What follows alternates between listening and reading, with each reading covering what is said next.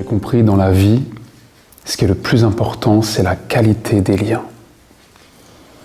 Parce que, vous voyez, sur ce chemin de l'âme, on ne peut pas y arriver seul, même si ce chemin est individuel. On ne peut pas arriver seul. Sinon, nous serions tous les mêmes, on aurait tous le même but.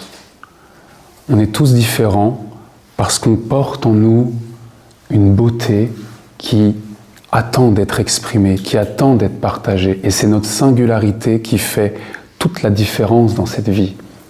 Or, on a été éduqués à se conformer à l'extérieur. Et l'extérieur, il nous dit quoi? Il nous dit, tu as une personnalité et ton originalité sera teintée de ce que nous, les forces extérieures, nous voulons pour toi. C'est pas négatif. C'est juste lié à la matière. Et donc, on se forme une carapace, on se forme des attraits, des caractères. Je suis un tel, je fais tel métier. Et on pense que ça nous différencie. Mais moi, je vais vous le dire, dans ma vie, ce que j'ai compris, c'est que ce qui me démarquait dans le monde de l'homme, finalement, n'était pas si différent que ça. C'était juste un attribut extérieur supplémentaire pour montrer que j'existe. Le sentiment d'existence, il est terrible, parce qu'on en a besoin sur cette incarnation, dans cette terre, pour pouvoir sortir de la masse, et pourtant, il nous enferme en nous-mêmes. Il peut même amener l'orgueil. Et là où je me disais, on est tous pareils, dans nos pensées, notre vie intérieure, en fait, non. C'est à l'intérieur que se cache ton originalité sacrée. Ce qui, pour un monde supérieur, est le plus important, finalement. Ta couleur, ton goût, le pourquoi tu es venu sur cette terre. Et ça, bien souvent, ça passe à la trappe parce qu'on ne nous a pas éduqués à entrer à l'intérieur de nous, à accueillir les mystères de ce que nous sommes. Le plus grand mystère, c'est toi, c'est moi, c'est nous. Mais il y a une peau de bête sur nous qui n'est pas négative, encore une fois, elle est nécessaire à l'incarnation. Mais le rôle d'un homme, dans un premier temps de sa vie, c'est de pouvoir prendre conscience qu'il n'est pas ce qu'il est. Puis ensuite, c'est d'entrer à l'intérieur de lui et de faire ce mouvement comme on a fait hier, qui est l'essence, le sens inverse des aiguilles d'une montre. Celui qui entre à l'intérieur de lui commence à marcher sur son propre chemin. Il n'y a rien de plus vrai et d'authentique que ta vie intérieure. Vous voyez, dans la vie, il y a 3 mouvements. Il y a le mouvement qui est le mouvement dans le sens des aiguilles d'une montre, celui qui te fait marcher avec la masse commune, celui où tu te dis « c'est comme ça, c'est ainsi, j'accepte la fatalité des choses même si je suis en colère contre elles ». Il y a un mouvement dans les sens inverses qui est celui où tu retournes à l'intérieur de toi et tu commences à goûter, à sentir que finalement en toi c'est plus grand que prévu. C'est une maison, il y a plein de mondes, mais il y a des mondes qui sont chaleureux, il y a des mondes de plénitude, il y a des mondes qui te font peur. Mais tu es empli. Tu es beaucoup plus vaste et plus grand que ce qu'on te dit à l'extérieur. Et tu sens que, même si c'est difficile, tu commences quand même à te libérer de certaines choses, de certains enchaînements de croyances à l'extérieur de toi. Ça, c'est le mouvement à l'intérieur, qui va dans les sens inverses des aiguilles d'une montre.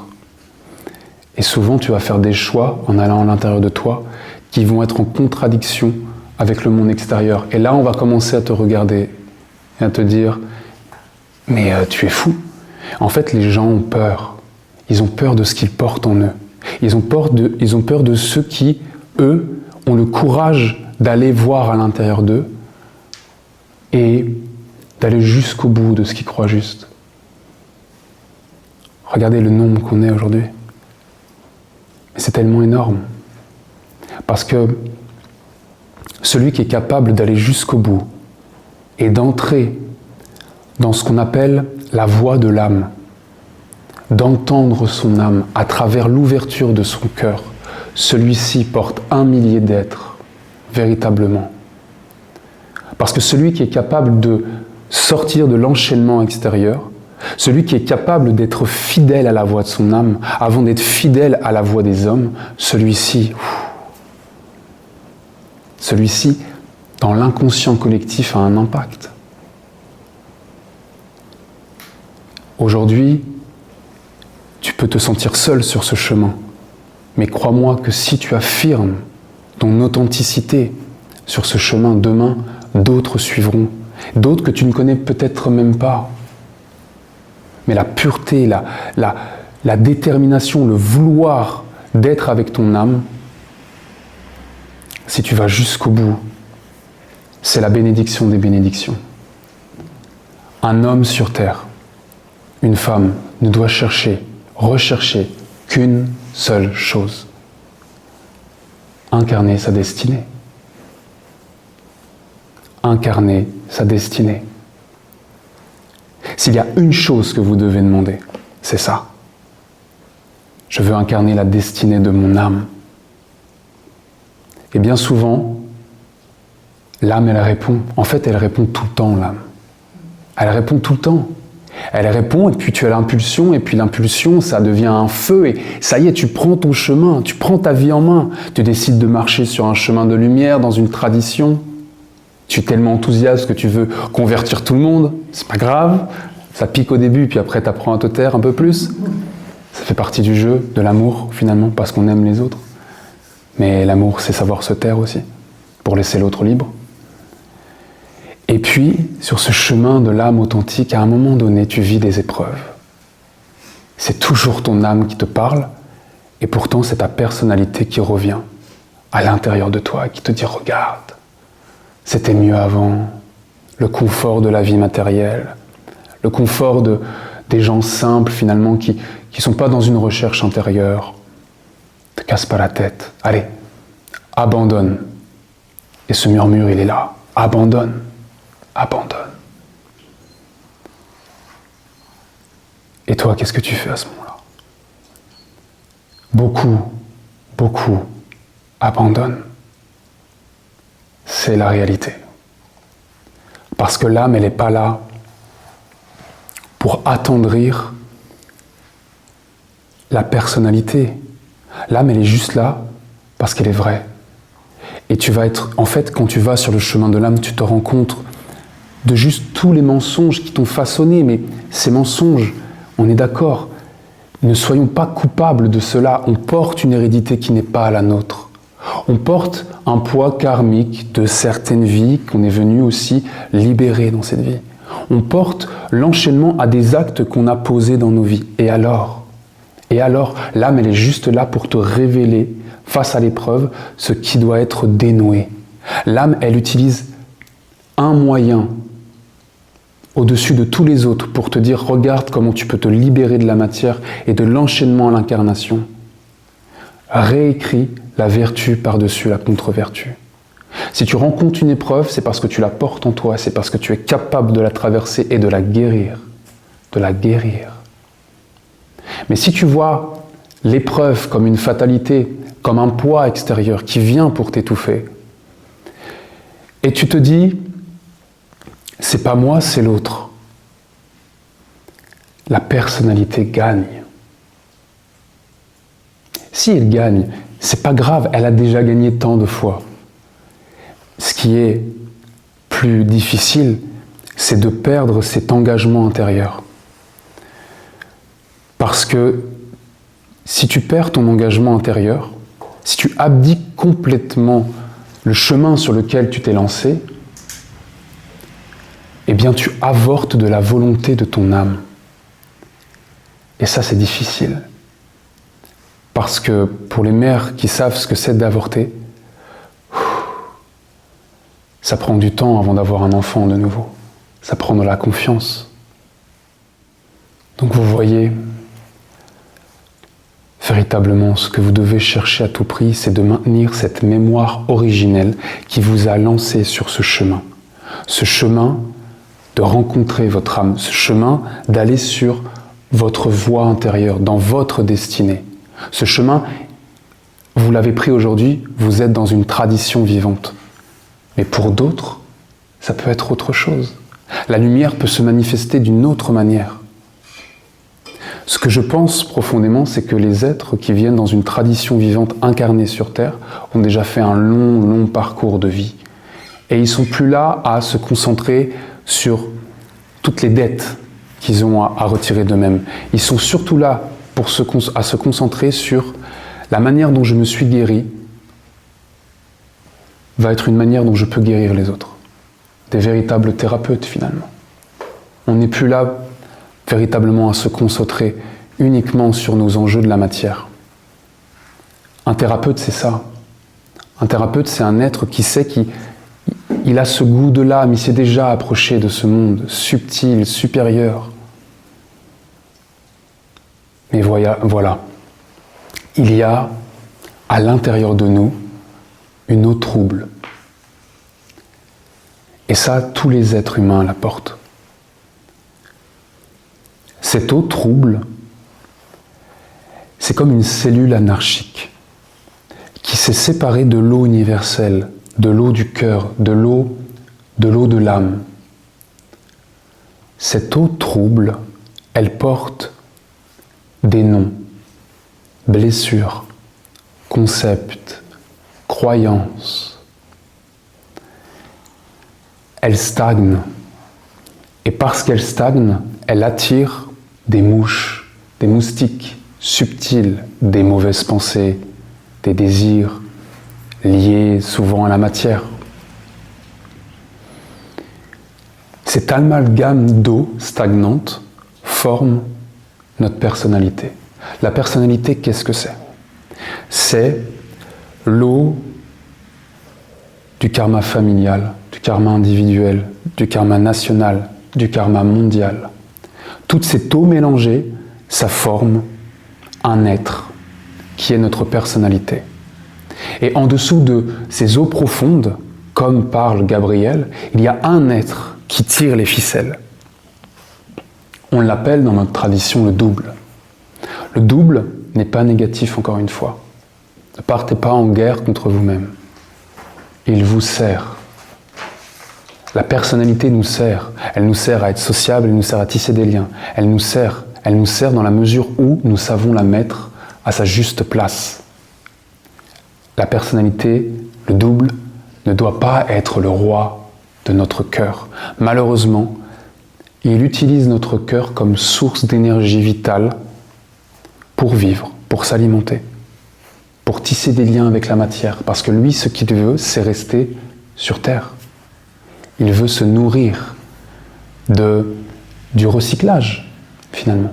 Mais ton cœur, lui, c'est cette flamme avec cette eau pure. Ton cœur, il y a une chambre en lui, inviolée, pure, qu'aucun monde sombre ne peut atteindre. Mais parce que ces eaux stagnantes sont tout autour, il est difficile pour nous les hommes de ressentir la puissance, la profondeur, l'amour qui s'autogénère en nous. Et pourtant, on le voit tous les jours, notre cœur bat, nous pouvons voir la vie. Je bouge mes mains et c'est présent. Ça, c'est l'amour de Dieu qui vit en nous. Celui qui est capable de prendre conscience de cela, déjà renoue un lien avec son cœur.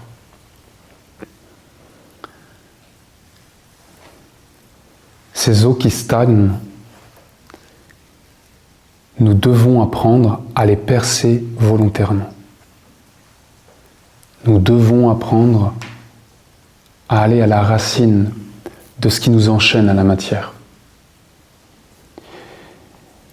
Et je ne vous apprends rien en vous disant que bien souvent, ces eaux stagnantes, ces blessures du cœur, elles ont été causées lorsque nous étions enfants.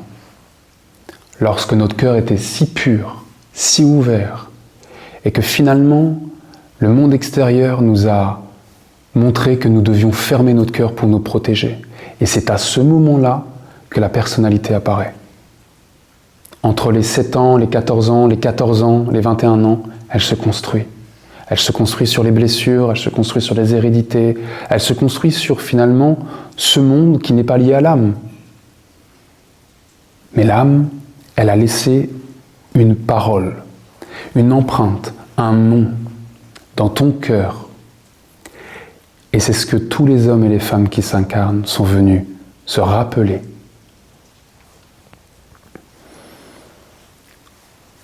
Ton âme, elle veut que tu puisses répondre à 3 questions. Ces 3 questions sont: qui suis-je? Qu'est-ce que je veux? Et quelle est ma mission? Le qui suis-je, c'est ton nom véritable. Tu ne vas pas aller devant un monde supérieur en disant « Moi, Romane, danseur », ça n'a aucune forme, ça n'a aucune consistance dans un monde subtil, puisque c'est créé de l'incarnation. Ta personnalité vient de l'incarnation. Elle peut juste servir l'incarnation. Mais quand tu t'approches d'un monde supérieur et que tu veux véritablement le servir, tu dois savoir répondre à « Qui suis-je ?»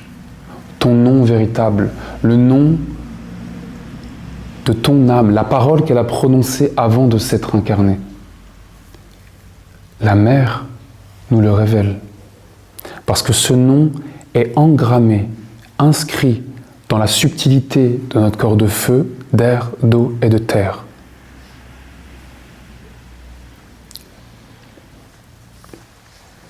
Ensuite, qu'est-ce que je veux? Qu'est-ce que je veux? Qu'est-ce que tu veux dans ta vie?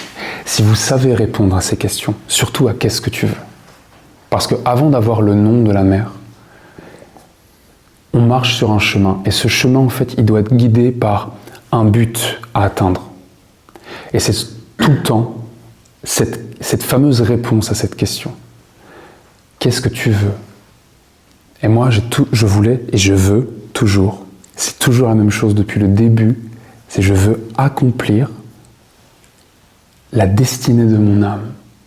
Et je n'ai jamais arrêté de répondre à cette question quand on me posait « Qu'est-ce que tu veux ?» Alors, va pas dire ça dans un apéro parce qu'ils vont pas comprendre. Ok? Mais qu'est-ce que tu veux? Tu réponds toujours à ces 3 questions à un monde supérieur.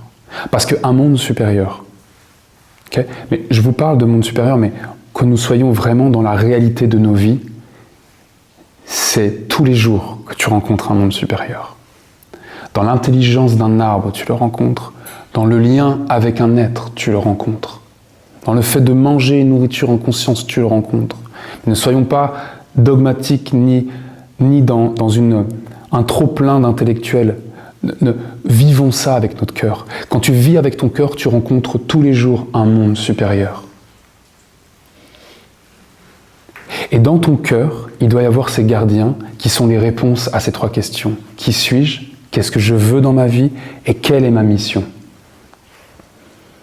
Quand tu as la réponse à ces 3 questions, ton cœur peut retrouver un rayonnement d'authenticité intérieure.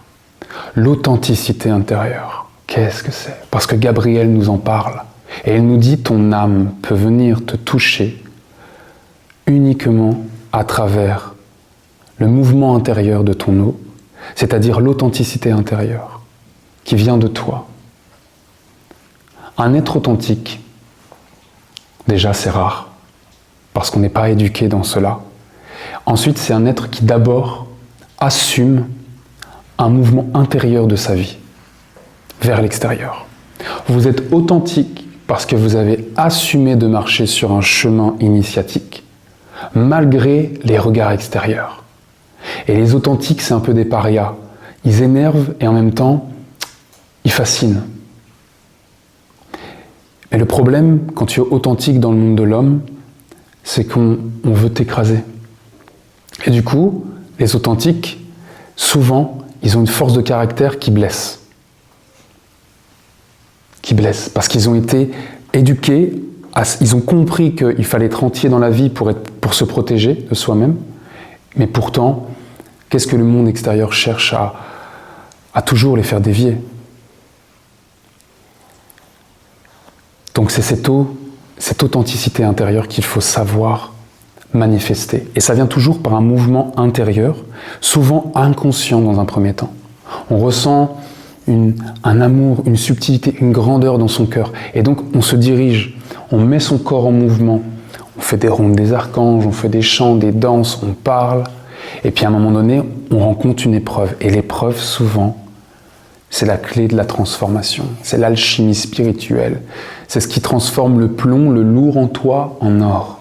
Et là, dans l'épreuve, tu as la clé de la prochaine étape de ta vie. C'est à travers l'épreuve que tu peux rencontrer l'être authentique que tu es. Et l'être authentique que tu es, qui est le grand invisible, qui siège dans ton cœur, qui est lié à ton âme et qui cherche à te murmurer dans le silence de ton être ce que tu dois poser comme prochain pas, c'est lui qui va t'amener à pouvoir trouver la réponse à ces 3 questions. Qui suis-je? Qu'est-ce que je veux? Et quelle est ma mission sur Terre? Et je vais vous donner un indice. Ce que vous êtes, ce que vous voulez et ce que vous devez poser comme mission sur Terre se résume en un mot. Vertu. Si je devais condenser ce que je suis en train de vous partager en un mot, je vous dirais ça. Vertu. Celui qui comprend ce qu'il y a derrière ma parole peut désormais se mettre en marche, à l'intérieur de lui, consciemment. Celui qui marche dans le chemin de sa destinée d'âme, consciemment, il est conscient qu'il porte en lui une vertu. Cette vertu, elle définit qui il est. Cette vertu, elle est ce qu'il veut au plus profond de lui, ce qu'il veut laisser comme mémoire après son passage sur Terre. Parce que ce que nous voulons laisser comme mémoire, ce n'est pas une statue à notre effigie, c'est la mémoire d'un monde supérieur qui passe à travers nous et qui, à travers notre œuvre, reste comme un écho dans l'éternité. Et la vertu, c'est la voix de l'âme.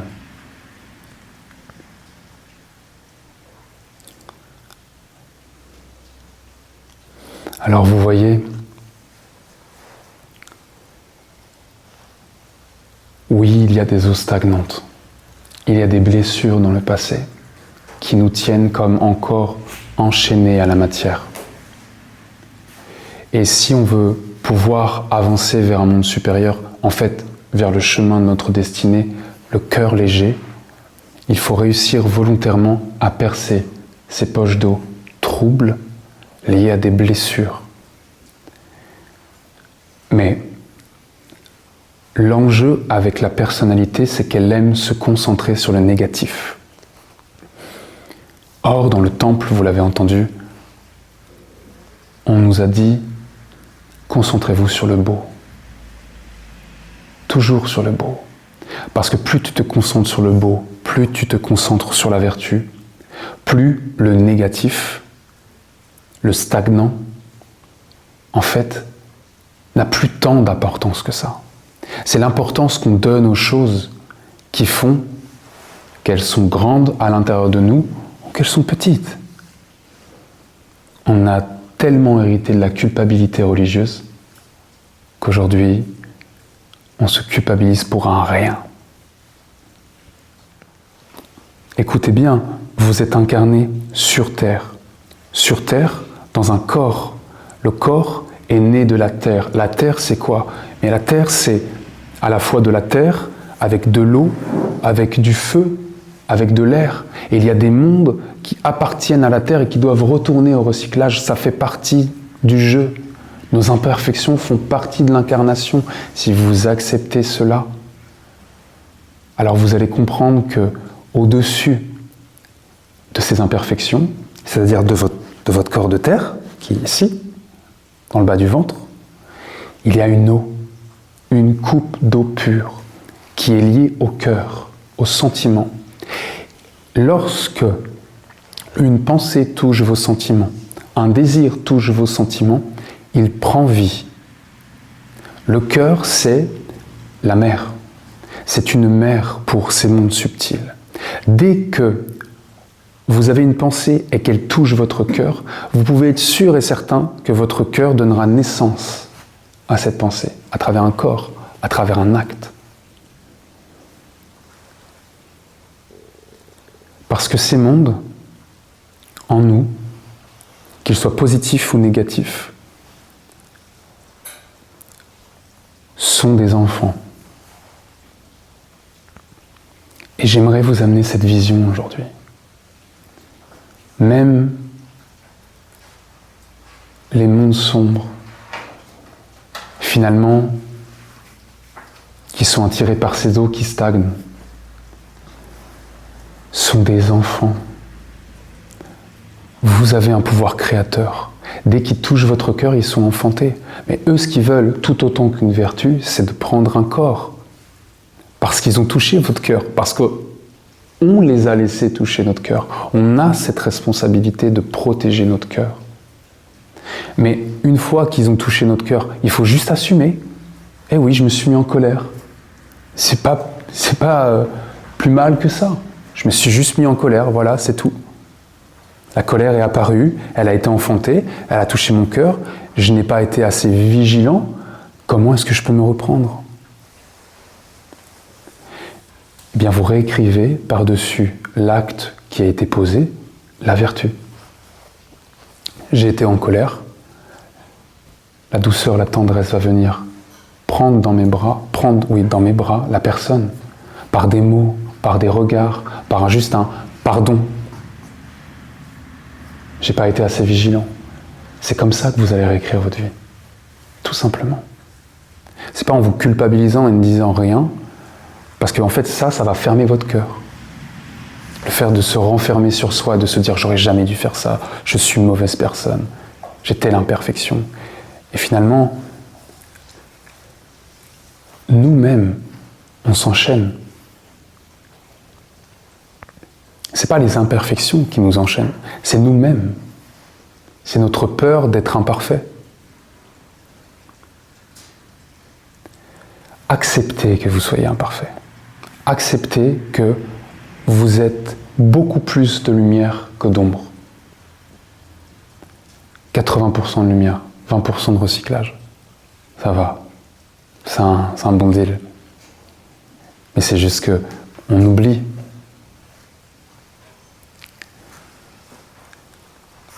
La vertu, c'est nous. La vertu, c'est ce qui est au-delà de la pensée humaine. Vous ne pouvez pas concevoir réellement ce qu'est une vertu. Vous pouvez juste l'accueillir. Vous pouvez juste l'accueillir dans votre cœur. C'est une expérience d'appeler une vertu et de l'accueillir. Comment ça se fait que ce que je vous dis là, c'est difficile à comprendre ? Parce que, ici, c'est rempli, mais rempli. C'est plein. C'est plein d'un faux savoir. Il vaut mieux savoir une chose dans sa vie et le mettre au monde que d'être la personne la plus intelligente et finalement de transmettre du non-vécu. La véritable transmission, elle se fait par l'eau. Et l'eau, c'est ce que tu ne peux pas exprimer en mots. C'est tout ce qui t'entoure et qui est vrai là. Mais vous voyez, ce qui est vrai là, des fois, ça peut repousser les autres. Parce que dans notre cœur, il y a des orphelins, mécontentement, rancœur, colère, trahison, abandon, manque d'amour, dévalorisation. Ces mondes-là sont des mondes en fait qui attendent juste d'être libérés. Comment on libère ces mondes? Par la vertu. La vertu, elle doit venir dans un temple intérieur, c'est-à-dire votre cœur, dans un espace qui lui est consacré. Et parce qu'elle touche votre cœur, elle doit vous donner l'impulsion de vous guérir. C'est pas votre mental, c'est pas tout ce que vous avez appris de l'extérieur qui va vraiment vous guérir. Ça va panser vos plaies. Mais la guérison profonde, il n'y a que toi qui peux l'amener. Pas d'enseignants. Les enseignants sont des guides pour vous mener vers l'intérieur de vous-même. Et pour vous dire,